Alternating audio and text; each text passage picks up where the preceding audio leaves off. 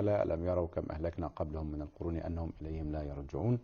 لماذا سبحانه وتعالى في هذه الآية قدم قبلهم على القرون كم أهلكنا قبلهم من القرون، مع العلم يعني أنه في مكان آخر يقدم القرون، يعني ولقد أهلكنا القرون من قبلكم وكم أهلكنا من القرون من بعد نوح. فلماذا هذا التقديم والتأخير سيدي هنا؟ ألم يروا كم أهلكنا قبلهم من القرون أنهم إليهم لا يرجعون. نعم. حقيقة تقديم الظرف قبلهم أو تأخيره بحسب القصد السياق. نعم. وإذا أراد تهديد المشركين الذين في زمن الرسول يخاطبهم، إذا أراد قدم قبلهم، لأن الظرف متعلق بهم. قدم إذا أراد التهديد قدم قبلهم. طيب. وإذا لم يرد ذلك أخر، لأن هم المعنيين الضمير مضاف إليهم. سليم. فهذا فمثل ما ذكرت في مكان آخر قال وكما أهلكنا من القرون من بعد نوح مثلا. هذا أي نعم صح. ولقد أهلكنا القرون من قبلكم مثلا. تمام. إذا قلنا تقديم ما يتعلق بهم ويعني تهديدهم بخلاف التأخير. هو التقديم ورد في 8 مواطن كلها تهديد، والتأخير في موضعين ذكرتهما. يعني ماذا قاربنا؟ ألم يروا كم أهلكنا من قبلهم من قبل مكناهم في الأرض ما لم نمكن لكم وأرسلنا السماء عليهم مدرارا فأهلكناهم بذنوبهم ما لم نمكن لكم. جميل. يعني هددهم. هذا في تهديد وردع. يقول لهم ما لم نمكن لكم. تمام. وكم أهلكنا قبلهم من قرن هم أحسن أثاثا ورئيا. سليم. وكم أهلكنا قبلهم من قرن هم أشد منهم بطشا. صح. تهديد. وهكذا أولم يهدي لهم كم أهلكنا قبلهم من قرون يمشون في مساكنهم تهديد. بينما هنالك موضعان تأخر فيهما الظرف لكن ليس فيهما تهديد.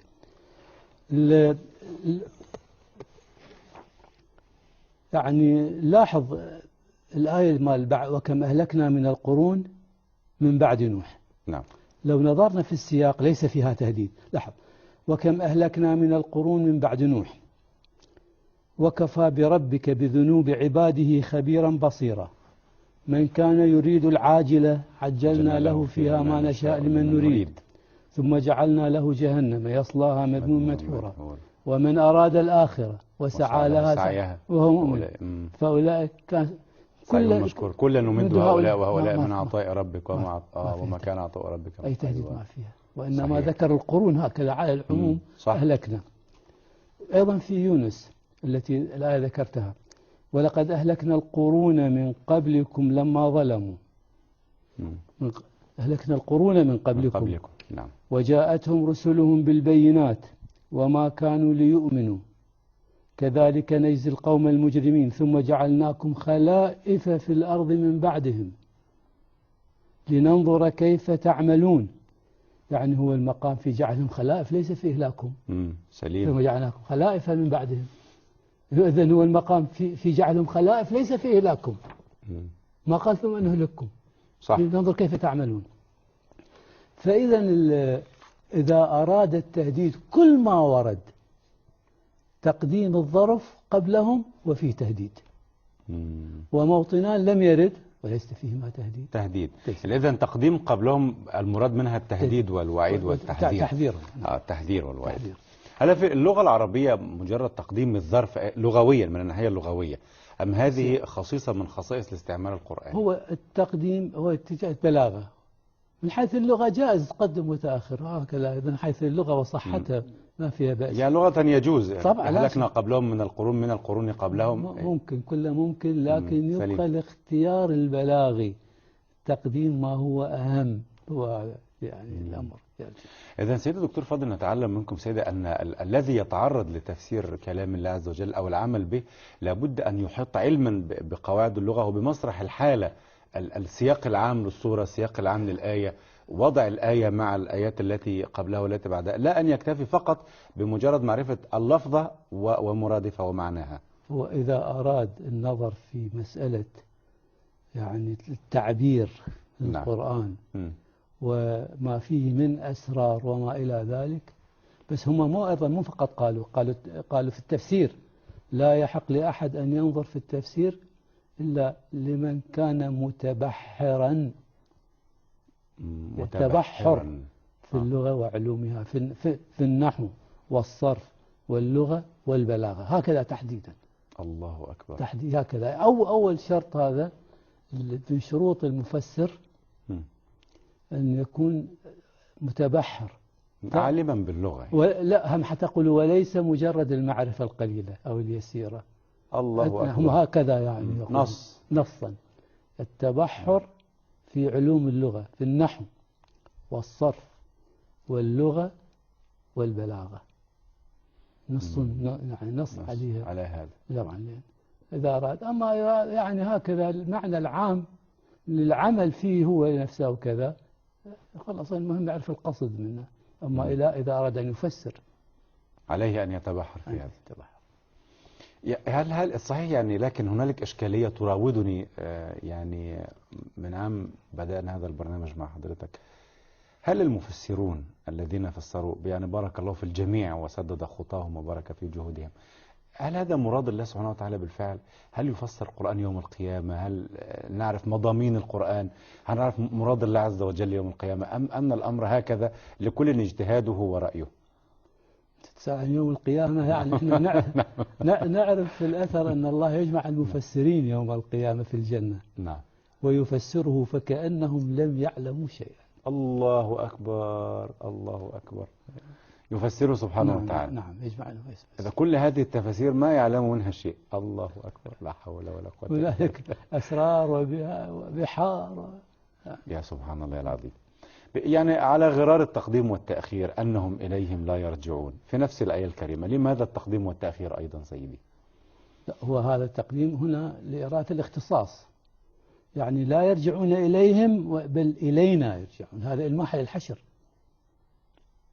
أنهم إليهم لا يرجعون، معنى يرجعون إلينا. ولو قال أنهم لا يرجعون إلينا؟ لا ليس في هذا الحصر، ليس فيها حصر. الله أكبر. ليس فيها حصر. هذا تقديم الجار والمجرور على متعلقه. لا، ليس على متعلقه طبعا، بمعنى العامل، العامل الذي عمل فيه. لأن هو إذا يعني في الغاية هو يرجع إليه في التركيب اللغوي أو الفعل بعده الحرف الجر الخاص به. رجع إليه. رجع إليه. طب إليه رجع؟ لا، خاصة لا يرجع إلى غيره. جميل. لا يرجع إليه. نعم. إليهم لا يرجعون، وإنما إيش يرجعون، معناه يرجعون إلينا. الله أكبر. حصرا، يعني راح ترجعون حصرا. لا يترككم مهملين هملا، وإنما إليه ترجعون حصرا، لا إلى مكان آخر ولا إلى جهة أخرى. وهذا فيه إلماح إلى الحشر، أنهم إليهم هذا الحشر. حشر يعني أنهم راح يرجعون إلى حكمة. يعني أفهم من كلامك أن النفي هنا إليهم لا يرجعون، النفي ولا يخفى مع النفي بلا تحديدا. عدم رجوع إليهم ورجوع إلى الله سبحانه وتعالى حصرا. أما أنت قلت ذكرت النفي بلا، يعني هو كان ينفي بلا ممكن، لكن المعنى سيختلف. لأن لو قال لم، يعني يتكلم عن القرون الماضية، لم يتكلم عن القرون المستقبلة. لما قال أنهم إليهم لا يرجعون، ما قال لم يرجعوا في الماضي، معناه ممكن يرجعون للدنيا فيما بعد هؤلاء، بعد هذا الوقت، لكن لا يرجعون في المستقبل أبدا، لا في الماضي ولا في المستقبل. ليس لهم رجعة إلى الدنيا، إليهم. أيوة سليم. نفي لم يسموها حرف جزم ونفي وقلب، تقلب زمن المضارع إلى ماضي. وقلب تقلب زمن المضارع إلى ماضي، لا للمستقبل كله تأخذ. جميل. في قوله تبارك وتعالى وإن كل لما جميع لدينا محضرون، يعني هذا التركيب حضرتك لابد أن نقف عنده وقفة. وإن كل لما جميعا وإن كل لما، ما معنى هذا التركيب؟ يعني وإن كل إلا جميع، هاي لما معناها إلا. لما. نعم، لما أحيانا يعني لما قد تكون بمعنى إلا.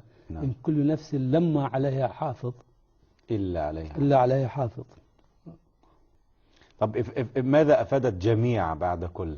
وكل بمعنى جميع، إن كل لما جميع، الجميع بمعنى الكل. لا، جميع يعني ليست دائما بمعنى كل. هنا طبعا هنا ليست بمعنى كل. نعم. هنا معنى جميع قد تكون بمعنى مجموع، مجموعين، يعني كل. مجموعون. شلون يعني لما أقول أن تأكلوا جميعا أو أشتاتا، شنو جميعا؟ مجتمعين. نعم. جميعا، جميع قد تأتي بمعنى كل، جميعهم. نعم. وقد تأتي بمعنى مجموع، بمعنى اسم المفعول.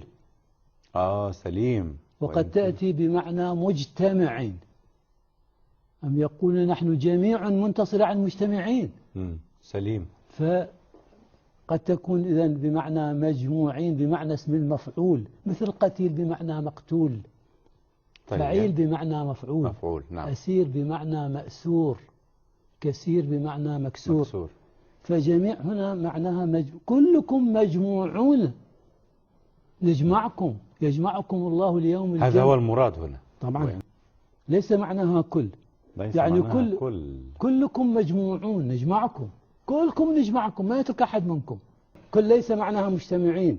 لما تقول جاء الطلاب كلهم، ليس بالضرورة كلهم ممكن يكونوا فرادى. طبعا ممكن. الله، الآية تريد أن تعبر عن اجتماعهم جميعا. كل نفس ذائقة الموت، كلهم يموتون مع المجتمعين. لا خلاص لا. مجموع معناه مجتمعين، يجمعكم، مو فقط كل. عجيب. كل لها دلالة، كل معناه إحاطة، لكن ليس معناها أنهم مجتمعين. وكأنها تعبر عن يوم الحشر مثلا. طب هو الكلام عن يوم الحشر. ذيك لا يرجعون إليهم ضمنا، وهنا بين أن المهلكين لا رجع، لكن سوف يراجعون إليه، محضرون لديه حاسبهم. وإن كانوا لما جميع لدينا محضرون يحاسبهم. يعني من أهلكه الله سوف أيضا يجمعه ويحاسبه ويعاقبه. تمام. طبعا هنا الكلام على المسلم وغير المسلم، على الكافر وغير كل هنا لا تستثني أحدا. كل لا، ليس القرون التي قبلهم فقط، أو القرون التي يتحدث عنها في الآية التي قبلها. كل من في السماوات والأرض إلا آتي الرحمن عبدا. لأنه قال في الآية التي قبلها ألم يروا كم أهلكنا قبلهم من القرون. قرون. يعني المراد وإن كل لما جميع ليس القرون التي قبلهم فقط، لكن الكل. لطيف. كلها. كل الخلائق قال راح تجتمع عند الله سبحانه وتعالى. لماذا قد تقديم لدينا محضرون في هذه الآية ماذا يفيد؟ قال محضرون لدينا، مثل إليهم لا يرجعون، حصرا لدينا، حصرا لا إلى مكان آخر ولا إلى جهة أخرى، عندنا. وكان يعني يتسرب إلى أذهانهم أنهم يحضرون عند أصلا هم ينكرون الحشر أصلا هم. يعني أنا ملاحظ في هذه الآية حضرتك ما التقديم والتأخير يعني يصر حصرا وقصرا عليه تحديدا، فلماذا هذا الحصر والقصر؟ لإثبات الحشر وأنه لله وحده، ليست هنالك آلهة ولا أرباب بما يظنون. في قوله تبارك وتعالى وإن كل لما جميع لدينا محضرون، الملاحظ سيدي أن محضرون صيغة الجمع، مع أنه في غير مكان من القرآن الكريم، مثلا في سورة القمر في يقول تبارك وتعالى أم يقولون نحن جميع منتصر، لم يقل منتصرون بصيغة الجمع كما في محضرون. وإنا لجميع حاذرون أيضا جاءت بصيغة الجمع، فلماذا هذا الجمع والإفراد؟ كلمة جميع يصح الإخبار عنها على اللفظ وعلى المعنى، على اللفظ على الإفراد. يصح الإخبار عنها يعني عن اللفظ وعن المعنى، بموجب اللفظ بموجب المعنى. نعم. ممكن يعني تحمل على اللفظ تقول محضر، تحمل على المعنى محضرون، ممكن جميع، كلمة جميع، أما لفظها. لكن يبقى السؤال لماذا؟ طبعا هو ذكر قرون كثيرة، ألم يروا كم أهلكنا قبلهم من القرون، نعم.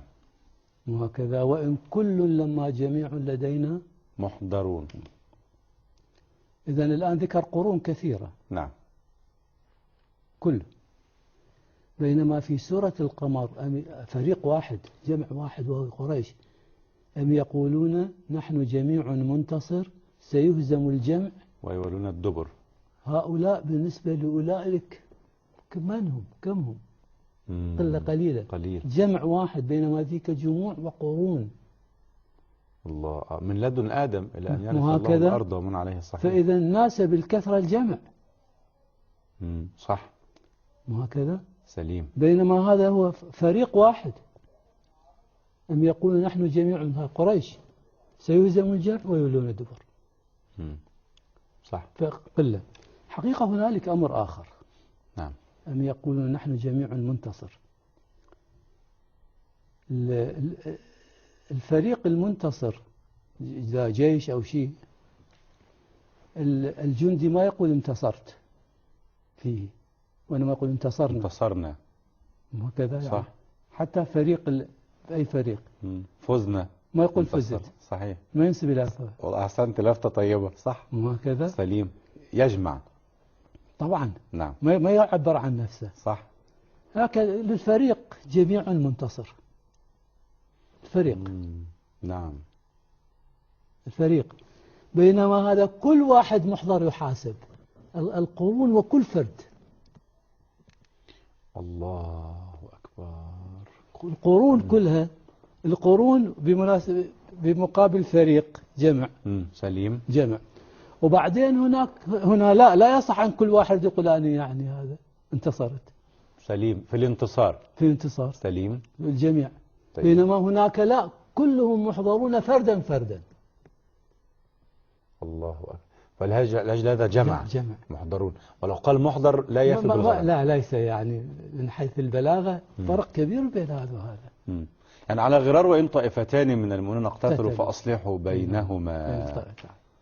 اقتتلوا بينهما. صح. كيف اقتتلوا بينهما؟ الاقتتال بين الأفراد اقتتلوا كثير. مو هكذا؟ صح. الإصلاح بين فئتين.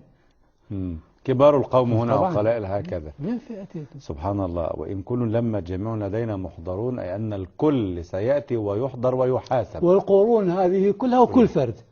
إن كل من في السماوات والأرض إلا آتي الرحمن عبدا.